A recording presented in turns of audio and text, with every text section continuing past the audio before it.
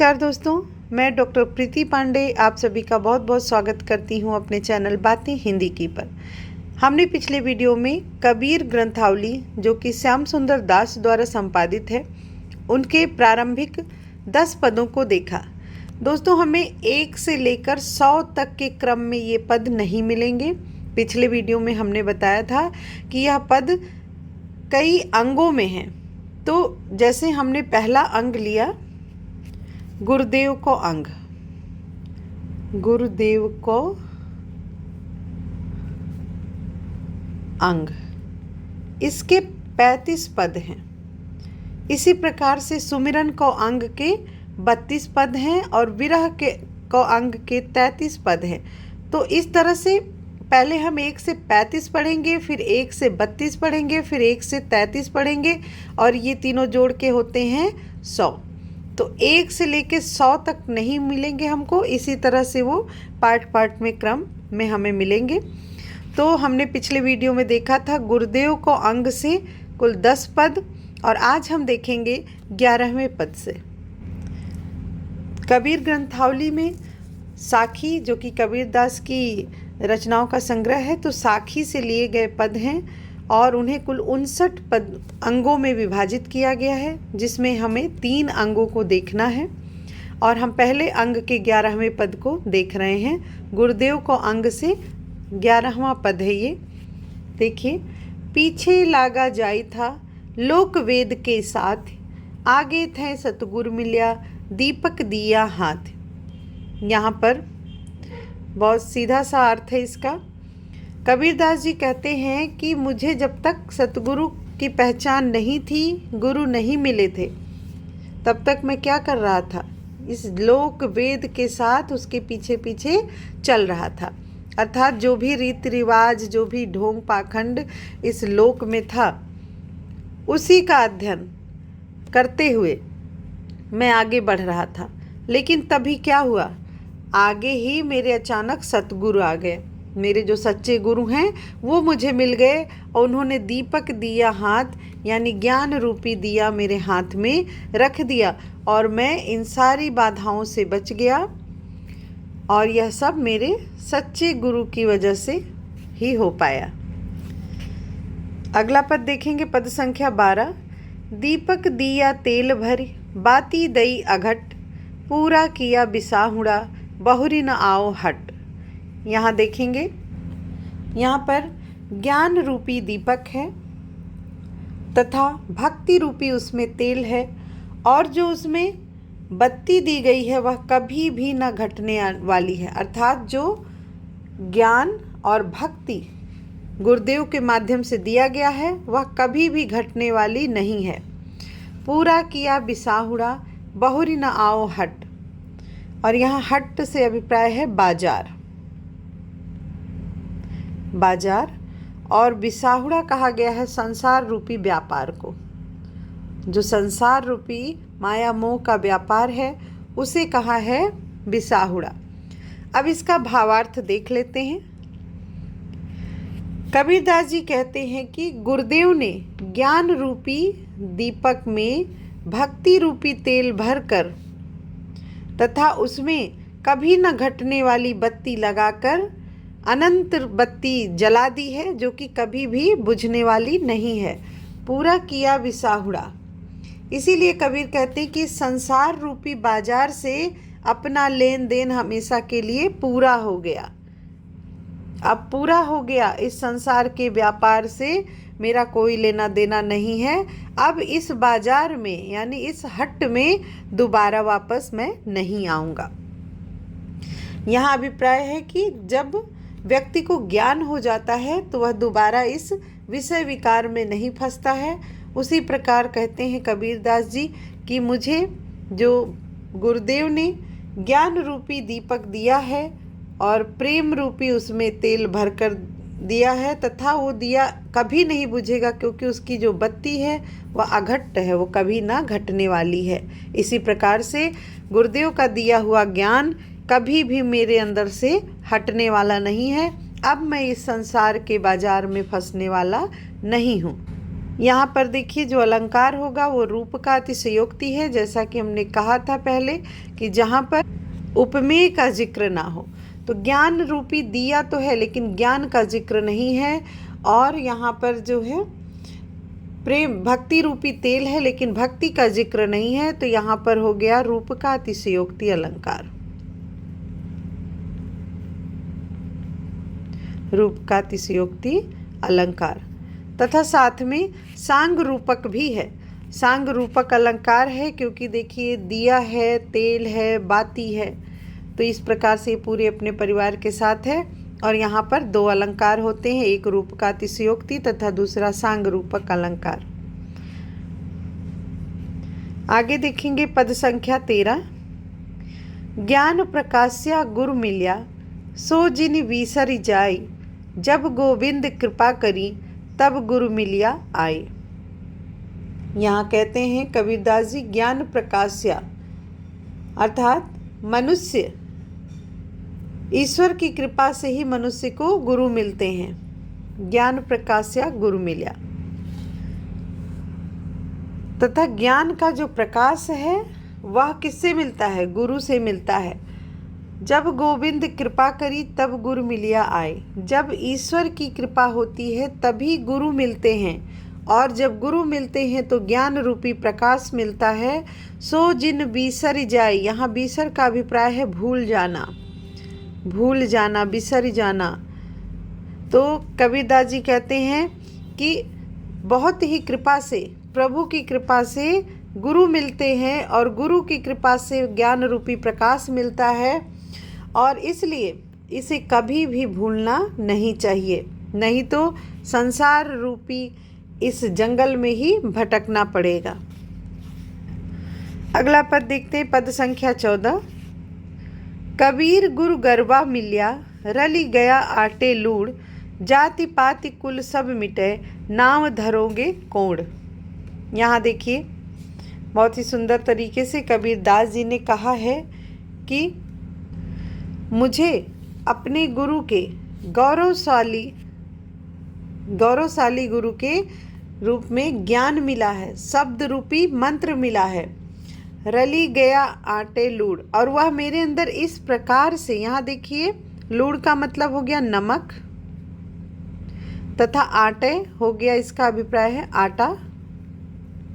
रल गया अर्थात मिल गया, और यहाँ पर गर्वा से अर्थ है गौरवशाली, गौरवशाली, सामर्थ्यवान। तो कबीर कहते हैं कि जो गौरवशाली गुरु है, सामर्थ्यवान गुरु है, उसके मिलने से मुझे जो ज्ञान के शब्द रूपी मंत्र मिले हैं वह मेरे अंदर कैसे मिल गया, जैसे आटे में नमक, अर्थात आटे से नमक को अलग करना जिस प्रकार असंभव है, उसी तरह से मेरे अंदर से अब यह शब्द रूपी मंत्र, ज्ञान रूपी जो मुझे मंत्र मिला है, ज्ञान मिला है अपने गुरु से, वह अलग करना बहुत ही नामुमकिन है, असंभव है। जाति पाति कुल सब मिटे, नाव धरोगे कौन। और अब मेरी जाति पाति कुल सब बंधन छूट गए हैं, अर्थात सारी सांसारिक पहचान समाप्त हो गई है। अब मुझे किस नाम से पुकारोगे, क्या नाम मेरा रखोगे। नाव धरोगे कौन, नाव अर्थात नाम हो गया, धरोगे बुलाओगे, किस नाम से बुलाओगे या क्या नाम रखोगे। क्योंकि मैं तो अब अपने गुरु के शब्दों में, ज्ञान में इस प्रकार मिल गया हूँ कि अब मेरा इस संसार से कोई लेना देना नहीं है, मेरी कोई जाति पाति नहीं है, मैं आटे में नमक की तरह मेरे इस शरीर में गुरु का ज्ञान मिल गया है। यहाँ जो अलंकार होगा वह होगा प्रत्युस्तुपमा अलंकार। प्रत्युस्तुपमा अलंकार में देखिए क्या मुख्य होता है। एक तो उपमेय उपमान के संबंध में जो कथन होते हैं वो अलग होते हैं लेकिन गुण एक होता है। तो यहाँ पे जो है उपमेय और उपमान है वह भले ही अलग अलग है लेकिन दोनों के गुण को एक कहा गया है। जिस प्रकार से कबीर के अंदर गुरु का ज्ञान मिल गया, उसी प्रकार से आटे में नमक मिल गया है। तो इस प्रकार से यहाँ जो अलंकार होगा वह होगा प्रति व स्तूपमा। प्रतिवस्तु उपमा अलंकार।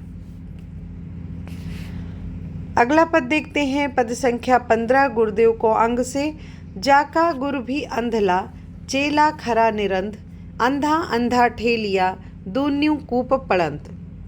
यहाँ कूप पड़ंत का अभिप्राय है कि सांसारिक विषय वासना रूपी कुआं। कूप का अर्थ है कुआं, और कैसा, सांसारिक वासनाओं से संबंधित कुआं है।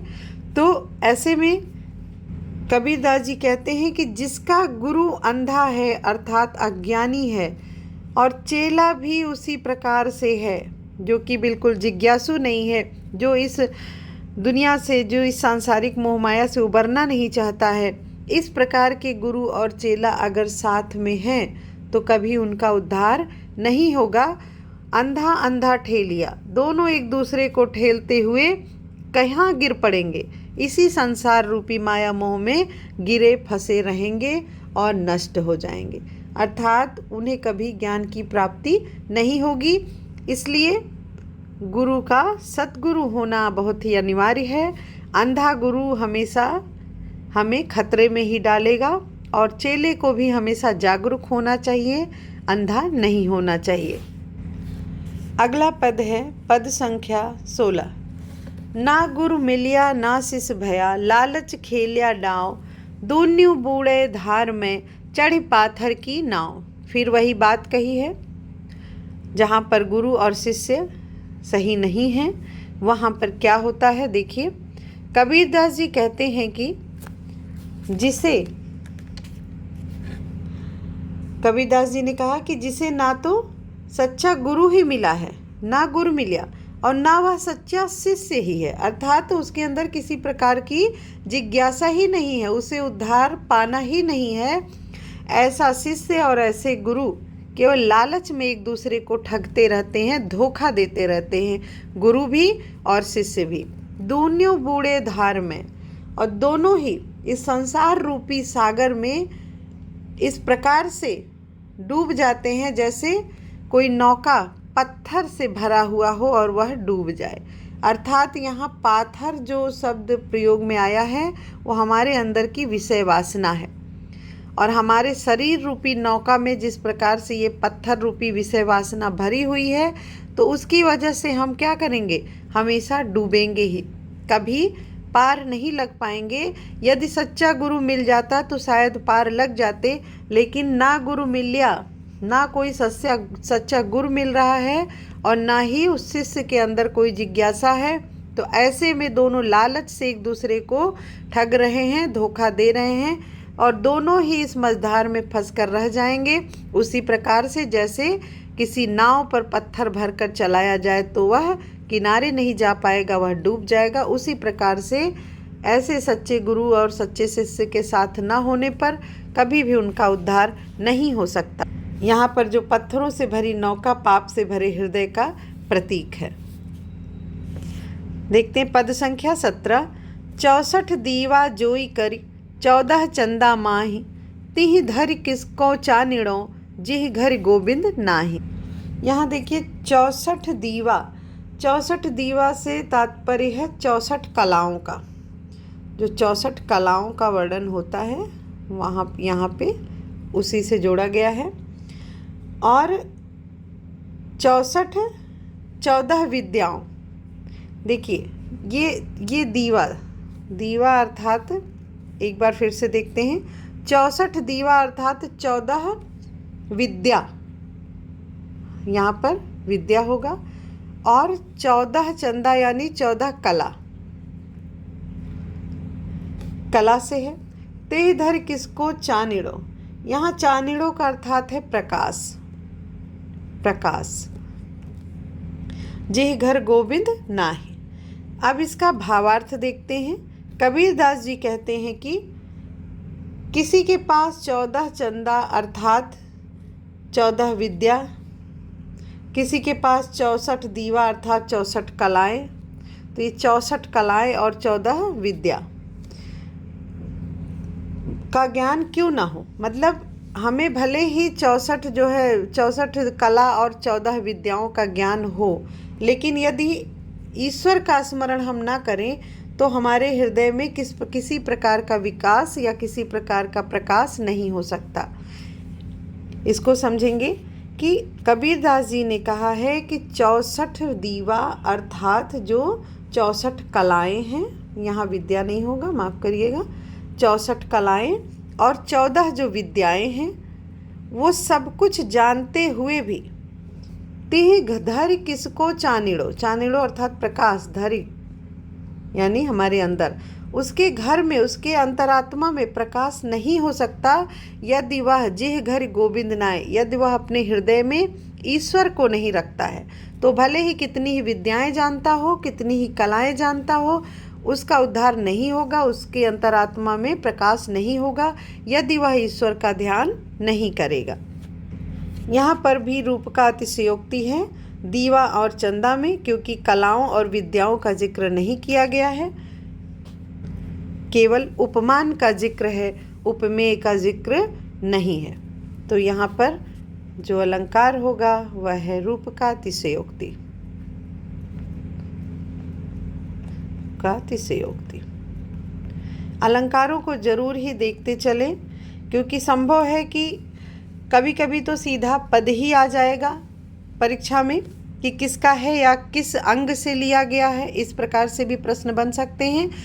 और अंगों का भी ध्यान रखेंगे कि कौन सा पद हमने किस अंग में पढ़ा है, और अलंकारों का भी ध्यान रखेंगे। पद संख्या 18 है, निस अधियारी कारण 84 लख चंद, अति आतुर उदय किया तौ दृष्टि नहीं मंद। यहाँ देखिए निस अर्थात रात्रि, रात्रि, अंधियारी अर्थात अंधेरा। तो किस प्रकार का अंधेरा? अज्ञान रूपी अंधेरा। और कबीरदास जी कहते हैं 84 लख चंद यानी 84 लाख जीवात्मा, कहते हैं ना 84 लाख जीवात्मा भटकती रहती है, तब कहीं जाके मनुष्य का शरीर मिलता है। 84 लाख जीवात्मा। तो यहाँ पर कहते हैं कि भावार्थ देख लेते हैं। कबीरदास जी कहते हैं कि अज्ञान की अंधेरी रात को प्रकाशित करने के लिए जीव ने अनंत व्याकुलता के साथ 84 लाख योनियों के रूप में चंद्रमा उदित किए, अर्थात 84 लाख योनियों में वह भटकता रहा। क्यों भटकता रहा? उस ज्ञान को जानने के लिए अति आतुर उदय किया। तब भी उस मंद बुद्धि जीव को दृष्टि नहीं मिली, अर्थात ज्ञान की प्राप्ति नहीं हुई, क्योंकि ज्ञान का प्रकाश तो गुरु की कृपा में और उनके उपदेश से ही प्राप्त हो सकता है। तो दृष्टि नहीं मंद, और वह दृष्टि तो यहाँ है नहीं। वह आतुर रहा, व्याकुल रहा, वह कभी भी धैर्य नहीं ग्रहण किया उस जीव ने, और उसको जो है वह दृष्टि नहीं मिली जिससे उसे ज्ञान की कृपा उस पर हो सके। तो कहने का तात्पर्य यही है कि जब मनुष्य 84 लाख योनियों में भटकता ही रहता है, किसकी तलाश में? उस ज्ञान के तलाश में, लेकिन अज्ञानता रूपी अंधकार के कारण वह व्याकुल ही रह जाता है और उसे वह ज्ञान रूपी दृष्टि प्राप्त नहीं होती है। यहाँ पर 84 लख चंद 84 लाख योनियों का प्रतीक है। आगे देखेंगे पद संख्या 19 है, भली भई जो गुर मिल्या नहीं तर होती हाड़, दीपक दृष्टि पतंग ज्यों पड़ता पूरी जाड़। यहाँ पर कबीरदास जी कहते हैं कि यह तो बहुत अच्छा हुआ कि संसार सागर में भटकते हुए मुझे गुरु मिल गए। देखिए सीधा सा अर्थ है, भली भई जो गुरु मिला, बहुत अच्छा हुआ कि मुझे इस संसार रूपी सागर में गुरु मिल गए। नहीं तर होती हाड़, नहीं तो क्या होता? मुझे बहुत बड़ी हानि होती। हानि अर्थात हानि, नुकसान। कैसे होता? दीपक दृष्टि पतंग ज्यों, जीवों के समान सांसारिक माया मोह में मैं अपने इस शक्ति से गिर पड़ता, और उनकी आग में दीपक की लौ में जैसे पतंगे जलते रहते हैं, उसी प्रकार मैं उस सांसारिक मोह माया में जलता रहता। जिस प्रकार पतंगे की दृष्टि निरंतर दीपक की लौ की ओर होती है, और फलता हुआ उसी में जलकर पूरी तरह नष्ट हो जाते हैं। उसी प्रकार से मैं भी सांसारिक माया मोह की ओर ही दृष्टि लगाकर अपनी पूरी इच्छा शक्ति से उसी में गिरकर जन्म जन्मांतर तक जलता रहता, अर्थात नष्ट हो जाता। एक बार फिर से भावार्थ देख लेंगे। कबीरदास जी कहते हैं कि बहुत अच्छा हुआ कि मुझे मेरे गुरु मिल गए, नहीं तो मेरा बहुत नुकसान होता। क्यों? क्योंकि जिस प्रकार से दीपक की तरफ दृष्टि लगाकर पतंगा देखता रहता है और उसी के इर्द गिर्द गिरकर जलकर नष्ट हो जाता है, उसी प्रकार में सांसारिक मोह माया को देखते हुए पड़ा रहता और उसमें जलकर नष्ट हो जाता। यहाँ पर देखेंगे दीपक दृष्टि पतंग जीव में उपमा अलंकार है। इस पंक्ति लाइन में उपमा अलंकार है तथा छेकानुप्रास अलंकार भी है। भा की 2 बार आवृत्ति हुई है, हा की, तो यहाँ पर छेकानुप्रास अलंकार भी है। आगे देखते हैं। माया दीपक नर पतंग भ्रम भ्रम इवै पड़ंत, कहे कबीर गुरु ज्ञान थे एक आध उपरंत। ये हम लोग पहले भी इससे परिचित हैं, इस पद से। कबीरदास जी कहते हैं कि माया दीपक है एवं मनुष्य पतंगे के रूप में है। माया जो है दीपक है, माया रूपी दीपक और नर रूपी पतंग भ्रमि भ्रमि। देखिए यहाँ भ्रमि भ्रम में पुनरुक्ति प्रकाश अलंकार है, पुनरुक्ति प्रकाश, इसको नोट करते हुए जरूर चलेंगे। और यहाँ माया रूपी दीपक नर रूपी पतंग, अर्थात यहाँ रूपक अलंकार भी है, रूपक अलंकार है। अब हम भावार्थ देखेंगे। कबीरदास जी कहते हैं कि माया दीपक एवं मनुष्य पतंगे के समान है। जैसे दीपक में पतंगा मडरा मडरा के भ्रमवश भ्रमि भ्रमि वह पड़ंत, भ्रम के कारण उसी में आके गिरता पड़ता है। कौन? ये जो पतंगा है दीपक में, उसी तरह से जो ये नर है वह भी भ्रम के कारण माया रूपी दिए में जलता रहता है। कहे कबीर गुरु ज्ञान थे एक आध उबरंत। और इस भटकन में गुरु के ज्ञान से कोई एकाध मनुष्य ही सांसारिक विषय वासनाओं की आग में जलने से बच पाता है, अर्थात जन्म और मृत्यु के चक्र से मुक्त हो पाता है। किसके कारण? गुरु के ज्ञान के कारण। तो हमने देख लिया है रूपक और पुनरुक्ति प्रकाश अलंकार है इसमें। अगला पद देखेंगे, पद संख्या 21। सतगुरु बपुरा क्या करे, जे से सही माहे चूक, भावे त्यों प्रमोद हिले, ज्यों वंशी बजाई फूक। यहाँ देखिए कबीरदास जी कहते हैं कि सिसही अर्थात शिष्य, शिष्य माहे मतलब में, चूक अर्थात कमी। तो सतगुरु बपुरा, सतगुरु बेचारा, बपुरा का तात्पर्य यहाँ है बेचारा। कबीरदास जी कह रहे हैं कि सतगुरु बेचारा क्या करेगा जब शिष्य में ही कमी है, शिष्य में ही खोट है, वही कुछ नहीं सीखना चाहता है, कुछ नहीं समझना चाहता है। तो ऐसे में वह सतगुरु कितना ज्ञान देगा जब उस शिष्य पर कोई असर ही नहीं पड़ रहा है। उसी प्रकार से जिस प्रकार से भावे त्यों प्रमोद हिले, ज्यों बंसी बजाई फूक। बांसुरी तो एक होती है लेकिन उसे प्रत्येक व्यक्ति अपने अपने अनुसार बजाता है और उसी प्रकार से धुन निकलती है। तो जिस प्रकार का भाव होगा उसी प्रकार का परिणाम भी हमें मिलेगा। अर्थात पूरे भाव से यदि हम गुरु के ज्ञान को समझेंगे, उन पर विश्वास करके चलेंगे तो हमारा कल्याण होगा, अन्यथा हमारा कभी भी कल्याण नहीं होगा। व्यक्तित्व रहित जो शिष्य है वो कभी भी एक के उपदेश पर नहीं चलता है, कभी इधर कभी उधर भटकते रहता है, तो फलता उसे भटकन ही मिलनी है और कुछ नहीं मिलेगा। यहाँ पर देखिए उपमा अलंकार है,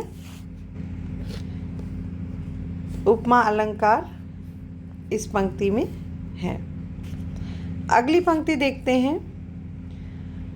संशय खाया सकल जुग, संसा किनहु न खद, जे बेधे गुरु अच्छिरा, तिन संसा चुड़ी चुड़ी खद।